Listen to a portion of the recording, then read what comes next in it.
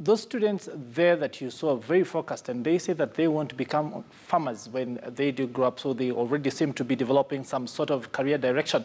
And career direction is indeed important, because that is what we will be discussing when we do come up after the break. And my guest is here in Studio 3T Engineer. She is an expert coach on various activities around career development, business, and indeed executive coaching. She will be here to lend her expertise on that conversation. That is on the other side of that break. We'll be back in just a couple of minutes. Stay with KTN News.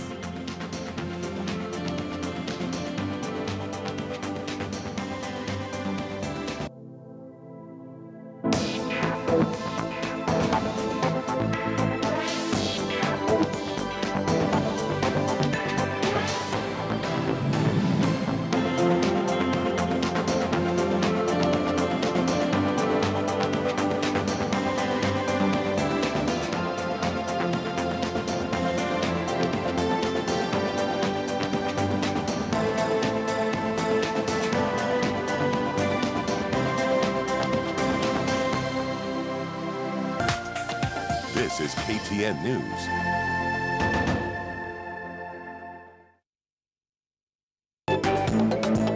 Daring Abroad, brought to you by Equity Bank Diaspora Banking. I managed to become the top student in Gembe South constituency in the KCSE 2012. The idea of studying abroad, I thought it was reserved for the elite of the elites. They don't want just somebody who offers academics. They want a leader. Kama sisi tukikuja hapa US, the one thing we realized really fast is how powerful entrepreneurship is. Conservatively, 8 years time, nataka kurudi Kenya to set up my own software development company in Nairobi. Equity Bank Diaspora Banking. Receive money from anywhere in the world.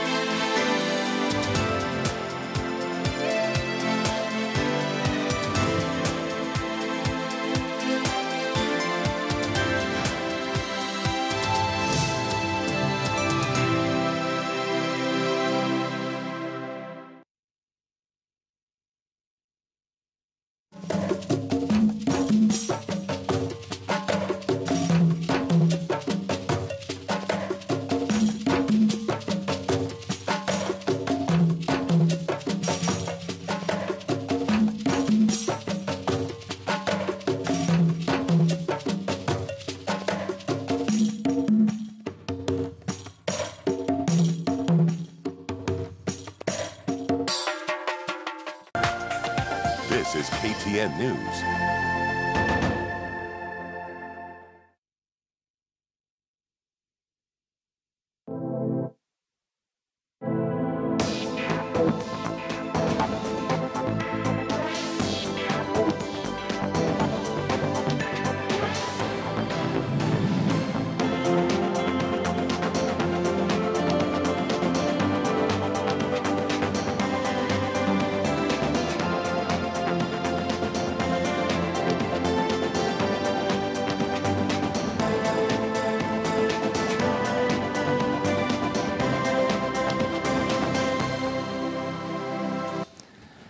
Well, indeed, thank you very much for staying with us here on KTN Business today. On this second part of the show, several discussions, actually two, on various things. First off, of course, around the coaching. This because this is International Coaching Week, expected to run between the 7th and the 15th. Now, have you ever looked back at your career and wondered if things could have been different? Have you had the thought that your career choice or maybe a major decision could have been impacted? Had you had someone to guide you, to believe in you, and maybe to help you see the greatness that exists within yourself? Well, that's where a coach comes in. Usually, the term coach tends to bring up an image of sports. But with a coach screaming at players and that sort of thing and pushing them beyond their limits, telling them what to do. Now, 3T Engineer Mbudhia is a certified executive coach, a chartered marketer, and a fellow of the Chartered Institute of Marketing. She wears several different hats, one of a coach, a writer, a passionate marketer, and a teacher.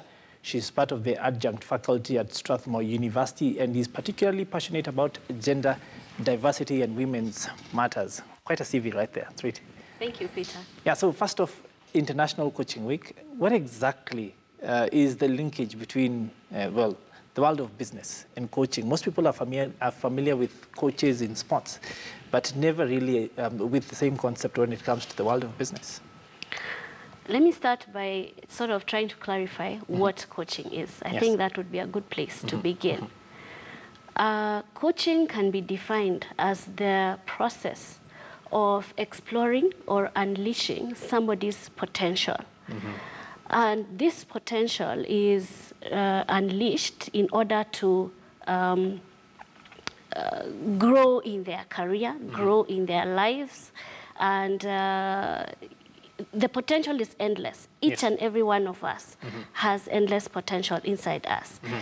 There's a gentleman called Sir John Whitmore. Yes. And Sir John Whitmore is sort of known as the grandfather of coaching. He was instrumental in putting the entire coaching profession together. And he says that coaching is a process of allowing somebody to learn rather than teaching them. So it's a process that allows someone to grow.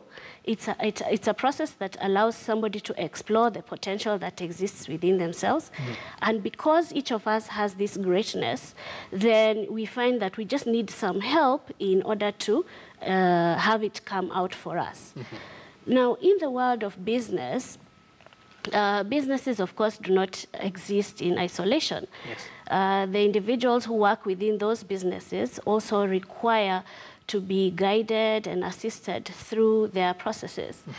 And so you find that leaders of today, and by leaders I'm really talking about a very general term, not necessarily those who are at the helm of organizations, but also those who are within organizations at different levels of leadership. So these leaders of today are facing so many challenges in the world. And you find that for them, having someone sort of like someone to speak with, someone to guide them, and someone to help them see where they're going right and where they're going wrong. So if I may give an example, the world of business always has challenges in terms of growing the business. In fact, I think that is the one thing that all CEOs are most concerned about. How do we grow the business? How do we impact the bottom line? And there could be several things happening within that business that are impeding it or stopping it from moving forward. This could be teams not working together. It could be poor communication. It could be a strategy that is not understood by an organization. So you find that a coach comes in to help with those situations and to see where individually, how do they help the employees, and collectively as a team, how do they get the synergy going so that they're able to drive this business growth that the leaders are looking for. Does a coach have to be someone older, experienced, a person who's been through a lot of these things? And I'm asking that especially in view of the fact that as Africans, as Kenya, we have a dearth of real global experience at a very high level. So how do we then start to tap these sort of skills? Now, there is a mixed opinion on that particular point. In general, a coach is, for a coach to be successful in what he does, he would need to be trained as a coach and would need to be certified as a coach. Now, that does not mean that their area of specialization will be the same as the person they are coaching. For example, I may not have a finance background, but I am able to coach somebody who is in the world of finance, simply because I am trained with the coaching skills that are required for the coaching process. Now, the other side of the coin is where there's a different opinion, where people feel that they would really like to have somebody who is a professional in that particular space. So perhaps somebody who is leading an organization, a CEO, will say, I want to be coached by another CEO because I feel that that person would understand me a little better. So the jury is still out on this. But I would say from my experience, you do not necessarily need to be in the same profession as the person you're coaching, provided that you are a certified and trained coach. Yes. Are you able to, sorry to interrupt, give us real examples, even ballpark, without mentioning names, of areas where you've been able to literally achieve results, especially knowing that because the business environment is so difficult, a lot of people have various challenges which they think are insurmountable, but only because they haven't reached out? Okay. I'll give you an example of someone I was coaching who runs their own business. And you find that this gentleman had several challenges with his team. So dealing with millennials, he had challenges in line of the millennials who don't keep time, those who are not confident, those who are not able to do their work with minimum supervision. And his approach was very different because he's trying to deal with these millennials. So we worked together to figure out what exactly he needed to do, because clearly what he was putting into place was not giving him the results that he wanted. Now, we worked on trying to get teamwork as one of the things that was key for that team. And once he understood what made them tick, once he was able to speak their language, he was able to communicate better and get better results. But you see, the process for him, I mean, it sounds very simple, it sounds almost obvious, but the process or the learning for him was, how does he manage this team? How does he work with individuals in this team to drive the overall performance?